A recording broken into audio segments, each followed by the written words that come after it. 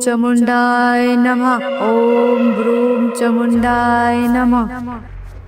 ये सब करते करते उसको लगा कि अगर वह इस तरह 100 पक्षियों की बलि चढ़ा सके, फिर उन सब का कलेजा खा सके और खून पी सके, तो वह हमेशा के लिए अमर हो जाएगी।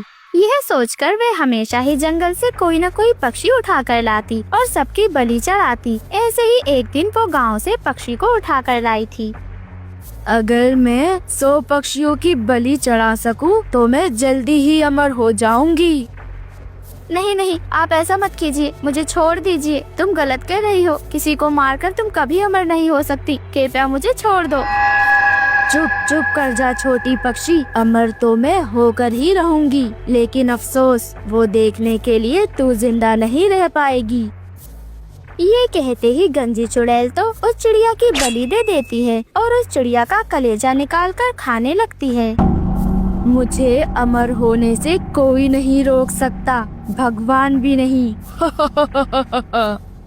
लेकिन उस चिड़िया का कटा हुआ शरीर जंगल के बाकी पक्षियों को मिलता है और जंगल के सारे पक्षी उस गंजी चुड़ैल पर शक करने लगते हैं।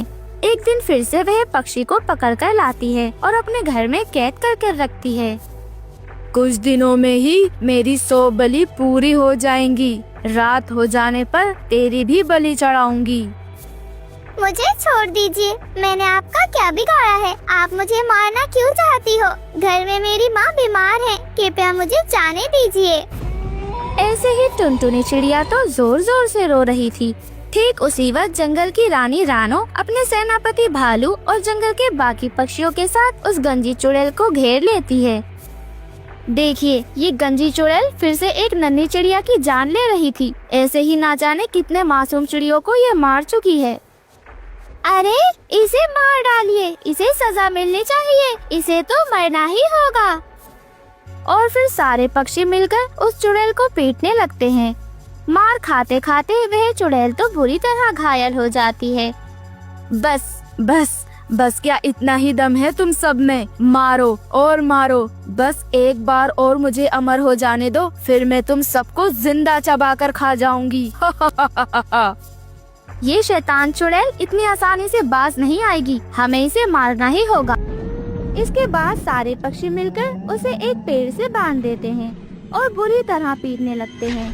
फिर उसके शरीर में आग लगा देते हैं। मैं किसी को भी नहीं छोड़ूंगी। तुम सब क्या सोच रहे हो? मुझे मारकर तुम सब बच जाओगे? मैं लौट कर आऊंगी, मैं कहीं नहीं जाऊंगी, मैं इसका बदला जरूर लूंगी। तुम सब ने बहुत गलत किया है, मैं किसी को भी नहीं छोड़ूंगी।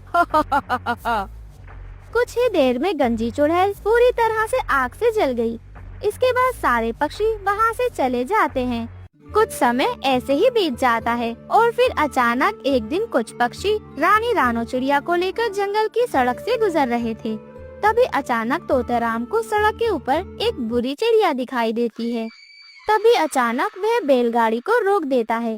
तभी गंजी चुड़ैल ने बैलगाड़ी के ड्राइवर तोते को पकड़ लिया और उसकी गर्दन को उसके शरीर से अलग कर दिया। अरे भागो भागो भागो यहाँ से, भागो भाइयों भागो, वो गंजी चुड़ैल वापस आ गई है, जल्दी भागो यहाँ से सब। बस मेरी एक बलि रह गई थी, तुम सब ने मुझे जला दिया था। आज मैं अपनी वो 100वीं बलि भी देकर अमर हो जाऊंगी। बाकी सारे पक्षी इधर उधर भागने लगते हैं। रानो चिड़िया अपनी जान बचाकर साधु बाबा की कुटिया के पास चली जाती है और उसे सारी परेशानियां बताती है। रानो चिड़िया की सारी बात सुनकर साधु बाबा मशाल जलाते हैं और रानो चिड़िया के साथ उस स्थान पर पहुंचते हैं। जंगल की रानी चिड़िया, बचाओ मुझे, इस डायन से बचा लो। जंगल की सभी चिड़ियों को ये चुड़ैल मार चुकी है, ये मुझे भी मार डालेगी, बचाओ मुझे इससे। तुम डरो मत, ये गंजी चुड़ैल अब किसी का कुछ भी नहीं बिगाड़ पाएगी। और फिर साधु बाबा हनुमान चालीसा का पाठ करने लगे और एक जादुई माला उस गंजी चुड़ैल के गले में पहना देते हैं। जादुई माला ने गंजी चुड़ैल को कसकर बांध दिया। सुनो सभी, जो भी कुछ यहाँ बचा हुआ है, अगर किसी पक्षी को इससे कोई परेशानी ना हो तो इसे यहीं जमीन में गाड़ दो। साधु, तू क्या समझता है तुम मुझसे ऐसे ही मुक्ति पालोगे? ये कभी नहीं होगा। मैं जब मुक्त होऊंगी सबसे पहले तेरा ही कलेजा खाऊंगी। उसके बाद उन सब ने मिलकर उस गंजी चुड़ैल को जमीन में गाड़ दिया और उस घटना के बाद से कोई भी उस रास्ते से आता जाता नहीं था। हमारी ये कहानी यहीं पर खत्म होती है। अगर आपको ये कहानी पसंद आई है तो आप इस वीडियो को लाइक जरूर करना। अगर आपके पास कोई पसंदीदा कहानी है तो हमें कमेंट में जरूर बताएं। सबसे अच्छी कहानी को चुनकर हम ऐसे ही कार्टून बनाएंगे। आप सभी का धन्यवाद।